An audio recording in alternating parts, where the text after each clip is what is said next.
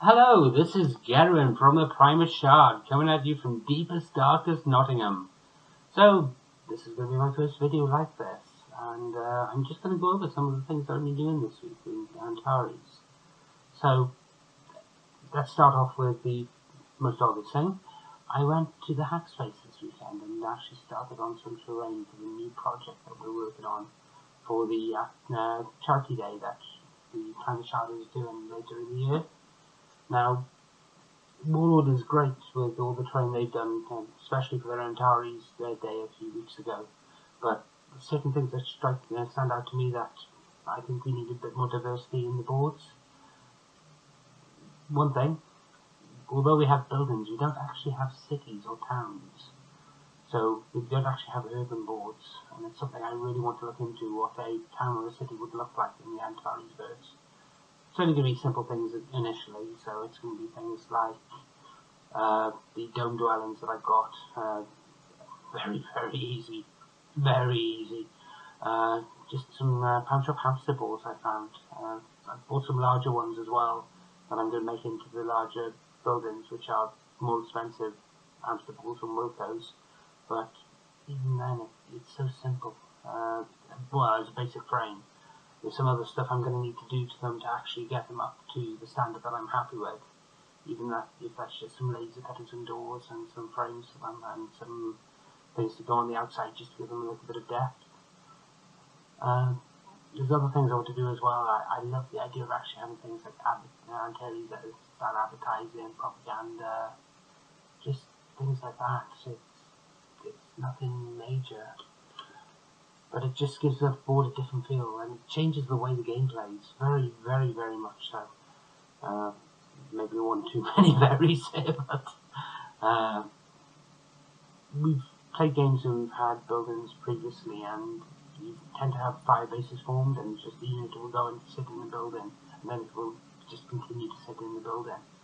And with a lot more buildings on the board, what you're going to get is you're going to get people moving from building to building, advancing, clearing building blocks, and yeah, it's going to be a very different dynamic to the game, but very different.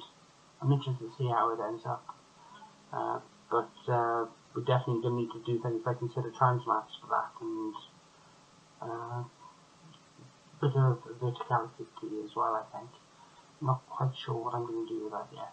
I've been playing around with some test ideas for a highway for suspended vehicles to take them over buildings.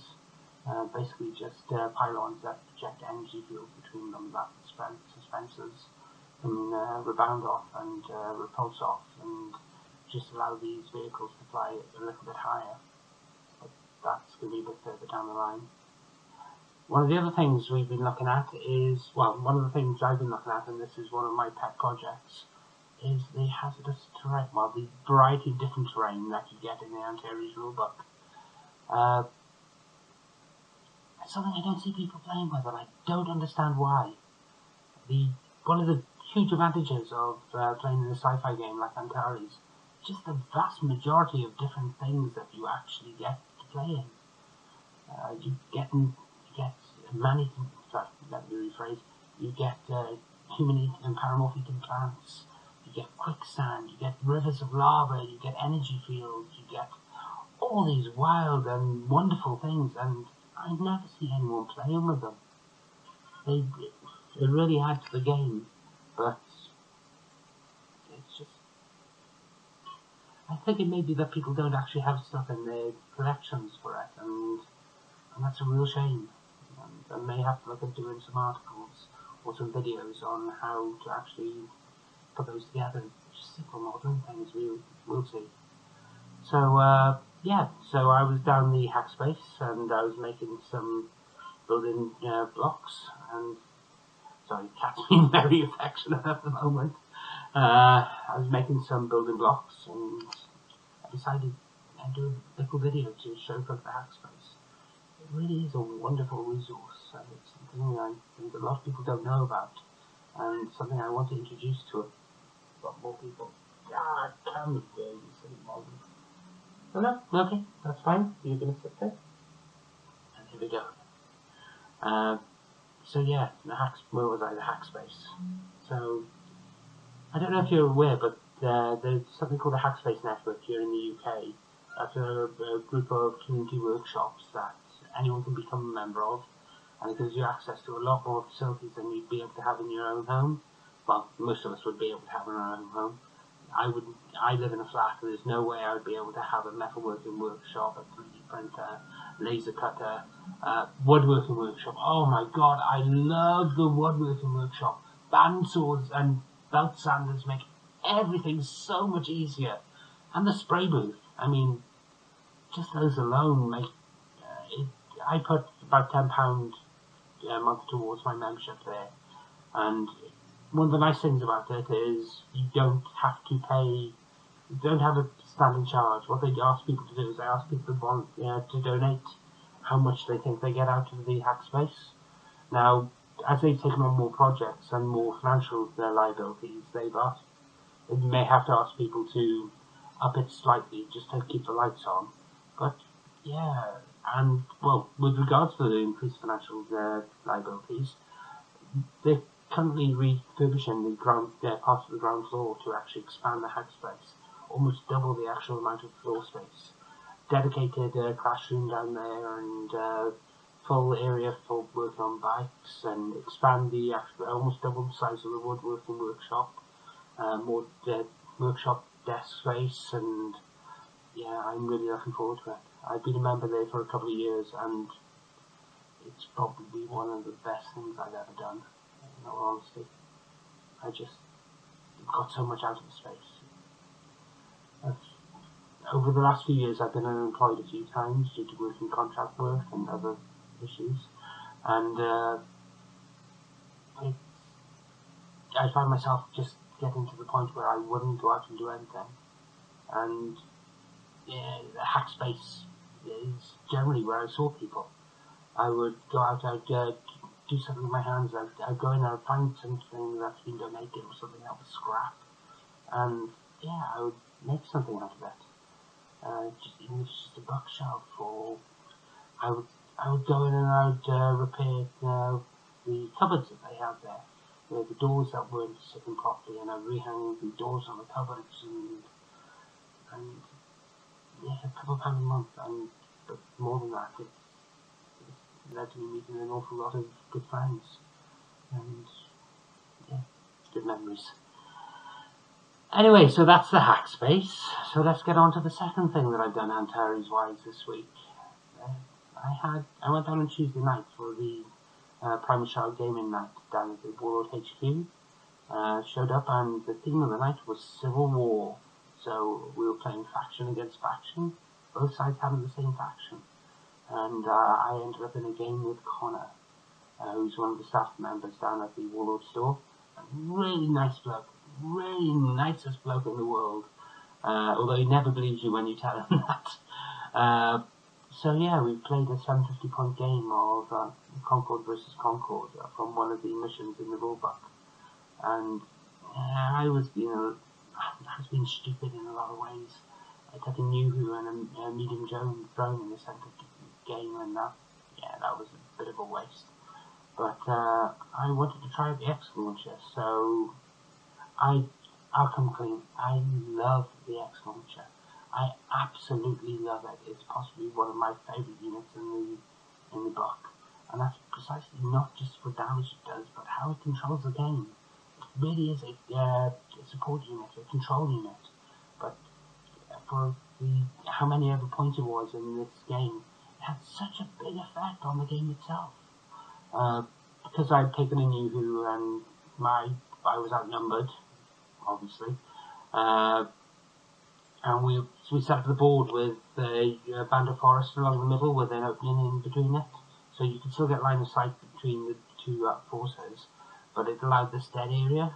So I as the game went on, I ran a big group of 2 strike squads and my Nuhu up the flank and hid behind these forests on the forests and the hills. So then, yeah, what happened in the next turn was so statistically unlikely, it's ridiculous. Connor drew 6 out of his 7 dice, one after the other. So 1, 2, 3, 4, 5, 6, and all of his units had acted by the time all the units bar 1 had acted by the time I actually got to do anything. But because I had these hidden units, first action, 2 of his units sitting together the other side of one of these hills, drop a scrambler around from the X-Launcher. Bang, the hyperlight armor goes. Next action, my Nugu activates and moves up and takes up one of the strike squads with the follow. So they advance up, and strike troopers the other side with no armor, and I literally open up rapid fire. I'm using the X-Sling on the strike squad leader and actually doing damage with it rather than using the sling net, which is something I don't think I've ever done before. But yeah, just moved up and bang, one unit gone, bang, another unit gone, and that's a third of his army gone in just a few moments. And tactical use of the X-Launcher, I think is something people overlook. I mean, people rush to net so quickly and go, pins, pins, pins, pins, pins. And, for example, later in the game, 3 of his units were clustered together. And as my first action, I dropped a scoop round right in the middle of them. Now, that reduced the amount of fire that I actually had coming down against me considerably. Those units weren't able to do anything. They weren't able to. The only thing they could really do at that point was actually to charge me, and really they weren't in a position to do so. And it just took out about half his army for one turn. And okay, granted, I could have netted one of those units and put 3 or 4 pins on them, maybe if I was lucky. But this reduced the firepower from 3 units in one fell swoop. I mean, it's just. I think people are wrong about net. Net has its uses, yes, but it's certainly under the new rules. I don't think net's the be-all and an end-all. I think for the point scots, the X-Launchers are just so useful.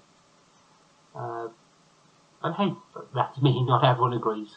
But yeah, I'm going to be taking them with my army in future. I can't see a situation where I wouldn't want to take an X-Launcher with all the ammos.